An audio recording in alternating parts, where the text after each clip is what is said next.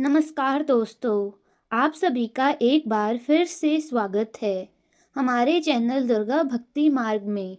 आज मैं आप सभी को सुनाऊंगी मार्गशीर्ष अमावस्या की यानी कि अगहन अमावस्या की कहानी।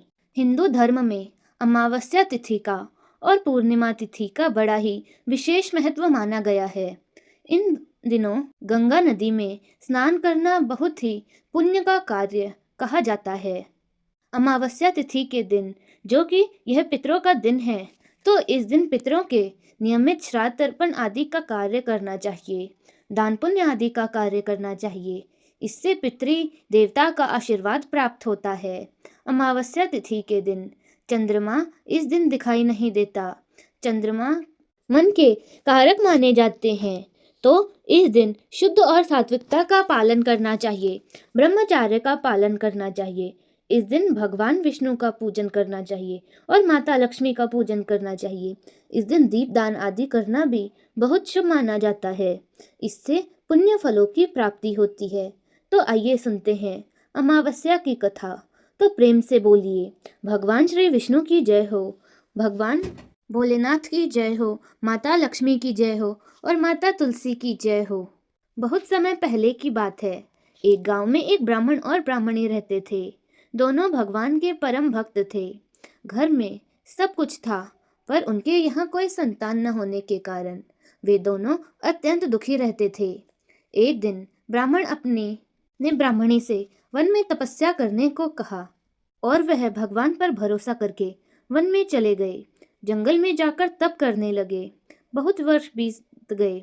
उनको इस प्रकार से वैराग्य की प्राप्ति हुई कि जब मैं अपना जीवन समाप्त कर लूं, इस प्रकार सोचकर वह पेड़ के डाली पर फांसी का फंदा लगाकर मरने को तैयार हुआ।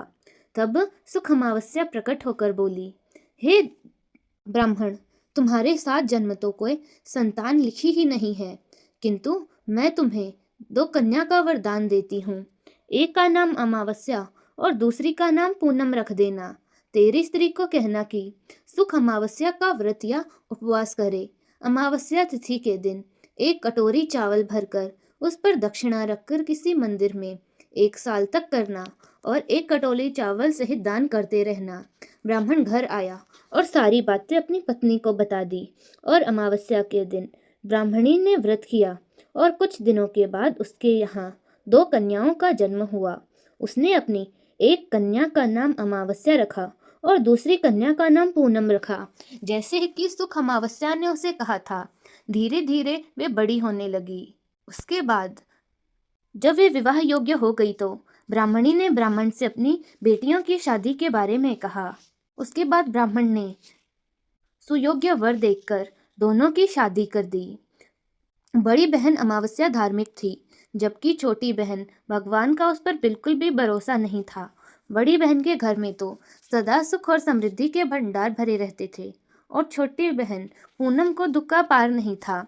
जब बड़ी बहन को छोटी बहन के बारे में पता चला तो वह बहुत दुखी हुई।